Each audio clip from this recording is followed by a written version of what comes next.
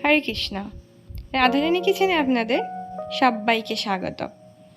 আজ আমি বানাবো পোলতার ডোগা দিয়ে শুক্তো। চলুন তবে শুরু করা যাক আজকের রেসিপি।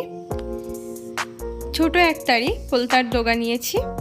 পোলতার ডোগাগুলো আমি এইভাবে লম্বা করে বানিয়ে নিয়েছি। এখানে নিয়েছি একটা বড় সাইজের আলুগুলো ঠিক এইভাবে লম্বা করে বানিয়ে নিয়েছি।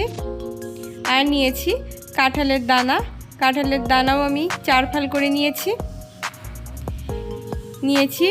দুটো বেগুন চৌকো করে বানিয়ে নিয়েছি। আর নিয়েছি বরবটি, ছোট একটারি বরবটি নিয়েছি, এইভাবে লম্বা করে বানিয়ে নিয়েছি। কড়া বসিয়ে দিয়েছি, কড়ার মধ্যে সাদা তেল দিয়ে দিয়েছি। তেল গরম হয়ে গেছে। প্রথমে আমি কয়েকটা বড়ি ভেজে নিচ্ছি।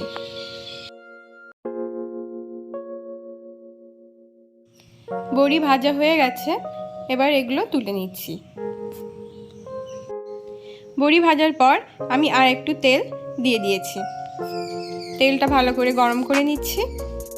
তেল গরম হওয়ার পর ফোড়ন হিসেবে দিয়ে দিলাম কালো জিরে, দিয়ে দিচ্ছি 1 চামচ আদা বাটা, একটু নাড়াচাড়া করে এবার দিয়ে দিচ্ছি আলু আর কাঁঠালের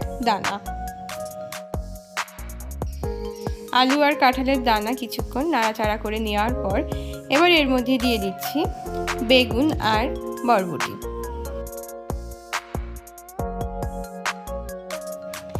এবার বরবটি, আলু, কাঁঠালের দানা আর বেগুন একসাথে মশলার সাথে মিশিয়ে নিচ্ছি। কিছুক্ষণ নাড়াচাড়া করে নেওয়ার পর সবজিটা অল্প কমে এসেছে। এবার এর মধ্যে দিয়ে দিচ্ছি পটলের ডোগাগুলো।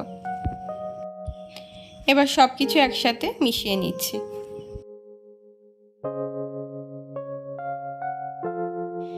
দেখুন বন্ধুরা, সবজিটা কিন্তু আগের থেকে অনেকটাই কমে এসেছে। ঠিক যখন এইরকম অবস্থায় চলে আসবে তখন এর মধ্যে দিয়ে দিতে হবে লবণ। আমি এখানে পরিমাণ মতো লবণ দিয়ে দিলাম পরিমাণ মতো হলুদ,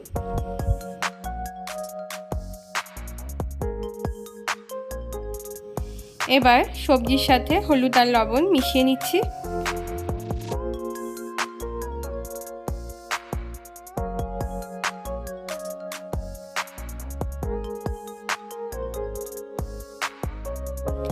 দিয়ে দিচ্ছি 1 চা চামচ জিরের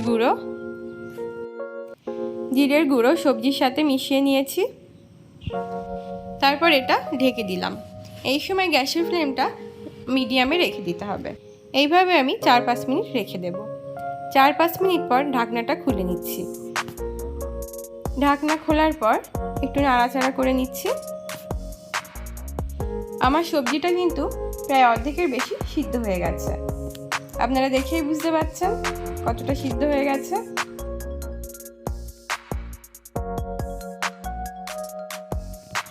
আবার কিছুক্ষণ পর নাড়াচাড়া করে নিচ্ছি।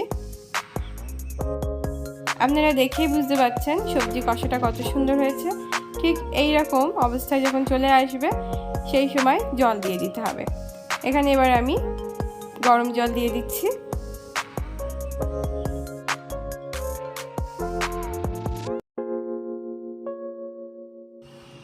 এবার এর মধ্যে আমি দিয়ে দিচ্ছি ভেজে রাখা বড়িগুলো।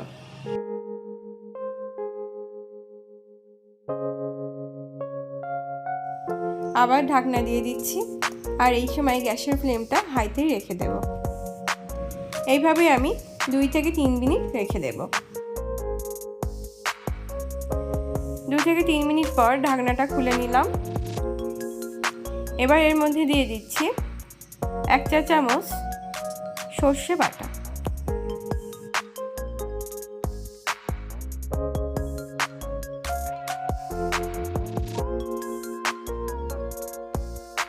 সর্ষে বাটনা দেওয়ার পর আমি আবার ঢাকনা দিয়ে দিচ্ছি। এই সময়ও গ্যাসের ফ্লেমটা হাইতেই থাকবে। 2-3 মিনিট আবার রেখে দেব। 2 থেকে 3 মিনিট পর ঢাকনা খুলে নিলাম। এইভাবে ভাপে রান্না করলে তরকারির টেস্টটা খুবই ভালো হয়, খেতে কিন্তু খুবই সুন্দর লাগে। তরকারির রসটা অনেকটাই কমে এসেছে, এটা প্রায় হয়ে গেছে। নামানোর আগে সামান্য একটু ঘি দিয়ে দিচ্ছি।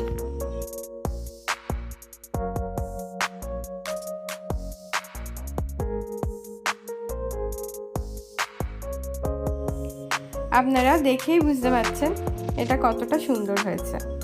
এবার এটা আমি নামিয়ে দিচ্ছি। এইভাবে পটলের ডগা দিয়ে আপনারা বাড়িতে শুক্তো রান্না করে দেখবেন। আশা করছি আপনাদের ভালো লাগবে। এটা কিন্তু খেতে খুবই সুস্বাদু হয়।